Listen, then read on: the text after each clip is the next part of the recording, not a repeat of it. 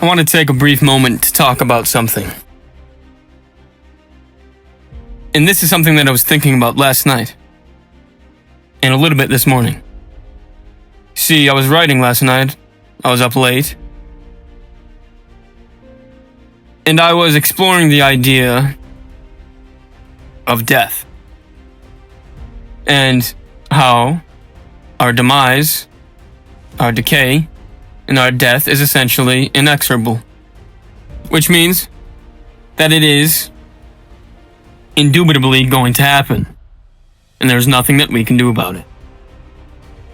And you see, this might drive one to depression, or to sadness and melancholy. But you see, I think that this is why positivity is so important. And keeping a positive mindset, talking positively, thinking positively. Because you see, I think that what this does is trick your brain into feelings of, I would like to say, dominance, which feels good. Because you see, dominant animals are full of serotonin. I think it's serotonin. I guess, correct me if I'm wrong, but I'm pretty sure it's serotonin, which makes you feel good and confident. Or rather, animals that are confident have high levels of serotonin. And you see, as I was thinking about death, and thinking about the fact that this could in fact drive somebody to sadness, of course, why wouldn't it? We are going to die, and of course this is seen as a bad thing, because, well, we will exist no longer. And this severely affects the ego, especially if the ego is fragile, or if the ego is inflated to a certain degree. And if the ego is inflated to a certain degree, it becomes susceptible because it is visible and it can be shattered very easily. You see, this is why I believe that it is extremely important to humble yourself. As Miyamoto Musashi says, and as I've told you before, think lightly of yourself and deeply of the world. You see, if you do that, you will start to become humble. And what this will do for you is start to shrink your ego, because you realize that you are much bigger than what you think you are. You are not just this body within the universe, but you are in fact the whole entire universe in itself. You see, to speak quantum mechanically, we are all made up of the same stuff. We are all made up of the same matter. We are matter. We are atoms. We are electrons. We are everything. We are neutron stars. We are the Earth. We are the sun. We are the planets. We are black holes. We are supermassive black holes. We are everything. The separation is an illusion, you see? And when you humble yourself, you begin to realize this. But I believe that in your humbleness, you will begin to develop a positivity within yourself, or rather cultivate a positive outlook on life, and realize that this life is in fact beautiful, and that you can achieve something and make an impact on it. And you see, this should make you feel good. And you see, you could also have a negative impact on the world. So this is why I think it is extremely important, especially if you would like to be a leader, that you humble yourself. Because you see, if you do not humble yourself, and you get to a point where your ego is so inflated that it is extremely fragile, you see, when this happens, this can be extremely dangerous, because you could, in fact, gain a certain amount of power. And if you have a big ego and it's fragile, if somebody hits it and it breaks, you could easily become a tyrant. And you might feel inclined to commit genocide or horrible things, as people have done in the past. For example, and I don't think I need to say this, Hitler and Stalin, Genghis Khan, people of that nature. You see, these people, I believe, although they might have been aware of who they were, I do not believe that they were humble. Because you see, essentially, they were what you might call a dogmatist. And you see, dogmatism and the belief in truth can easily convert to horrible things. You see, this is why I believe that truth is so dangerous. And you see, philosophy is predicated on the pursuit of the absolute truth. Socrates himself was in pursuit of the truth. He believed that truth, reason, was the highest good. Especially if you have read The Republic by Plato, where Socrates talks about his fundamental tenets, if you would like to call them that.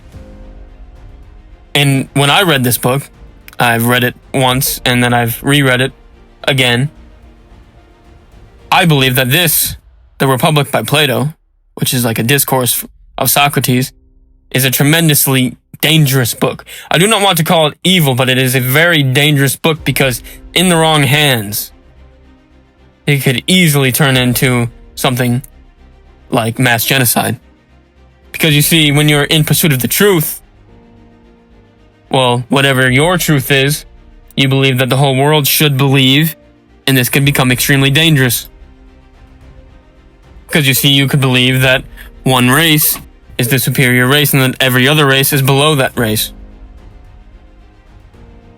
And Socrates talks about something like this in The Republic, where he talks about people being made out of different base metals, being gold, silver, and bronze, and that these people who are made out of different base metals are only good at certain things and should only be certain things in terms of occupation. He would say that philosophers are made out of gold, and that people who are made out of bronze, I think, should only be like merchants or laborers or things of that nature. And you see, this is tremendously dangerous. Because what you are doing is essentially building a utopia. And you see, this is what I was writing about also, is that some people believe that there's a fine line. I think Dostoevsky said something like, there's a fine line between utopia and dystopia. But you see, I do not think this. I think that there is no line between utopia and dystopia. I think if you're trying to build a utopia, it is extremely dangerous because what you are doing is putting people into categories. You are subdividing them into smaller and smaller bits and saying what they can and cannot do based off of their race, socioeconomic status, their culture, their genes, their families, so on and so on. This is extremely dangerous, and it is what I would call myopic, nearsighted. You see, this is dangerous. But to get back to my point of death and the inexorability of death, and the fact that the second law of thermodynamics, entropy, seems to prevail. Well, you say, well, what do we do about this? How should I feel? Well, of course, you should feel your death. You should sit back and contemplate and realize that you are, in fact, going to die in the future. You could die tomorrow. You could die 40 years from now. Regardless, you are going to die. But you see, I would say that you should realize, through humbling yourself, that you are not just your body. You are your body, but this body is just one of the many incarnations of God. And I guess I don't think you necessarily have to be particularly religious to adopt this realization. You see, you could even view it as this body is just one of the many incarnations of the universe, if that makes it easier for you to assimilate. But you see, I think you should realize this, and what you should do is direct that energy of sadness into something more positive and advantageous and conducive for your personal progression in life. Because, yes, of course, you're going to die. We are all going to die. But what are we going to do about it? Sit in our rooms all day and weep? This is not doing anybody good. This is not doing you good. This is not doing society good. It's doing nobody good. It's causing you pain and anguish. No, what you should do is take that energy and not put it into sadness and feel depressed, but you should take that energy and put it into something positive. Put it into your goals and ambitions and use that energy to move yourself forward in life. And I guarantee you, if you do that, you will begin to feel better in the long run because you will begin to achieve things. And you will start to see that the outcome goals that you previously set through your hard work begin to manifest themselves into fruition. I promise you this. Success is not luck.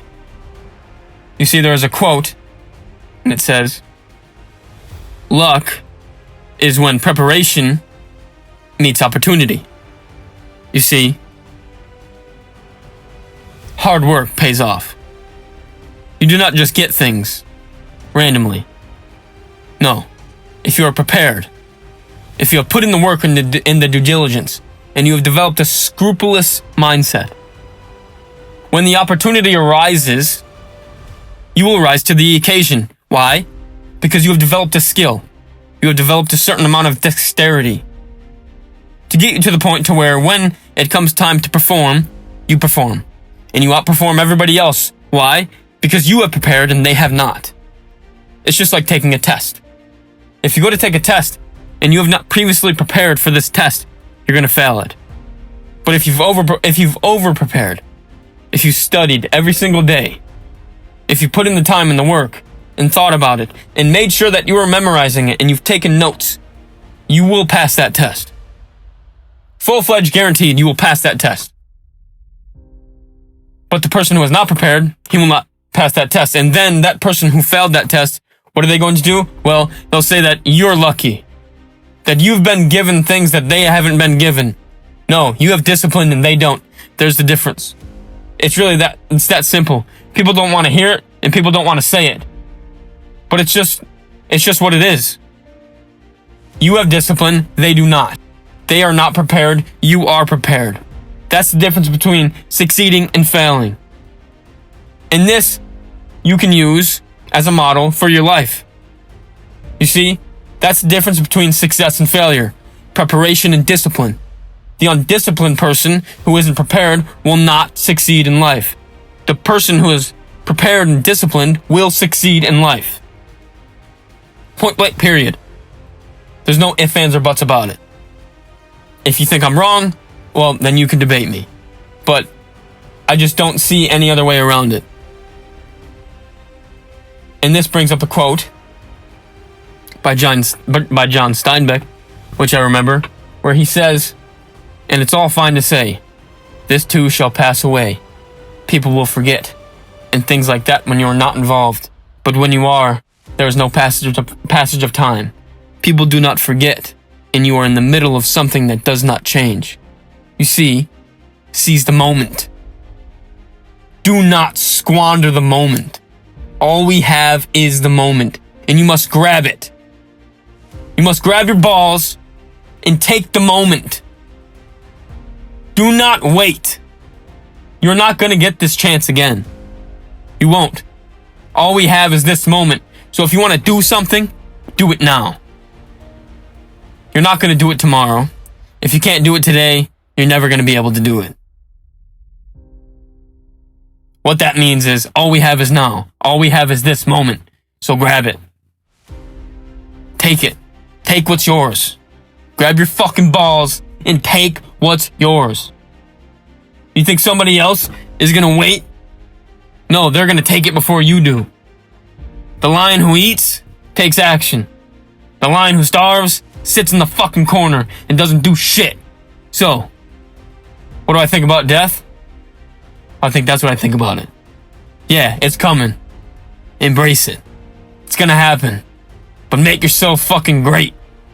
The winners win. The disciplined win. The undisciplined, the unprepared, they lose. They're on the bottom. They lose. And no, let's not put them in a category. Again, of course. Everything is in fluctuation. As Alfred North Whitehead said, in the inescapable flux, there is something that abides. In the overwhelming permanence, there is an element that escapes into flux. permanence can be snatched out of the flux, and the passing moment can find its adequate intensity only by its submission to permanence. You see, there is a tension of opposites in the universe. Of course.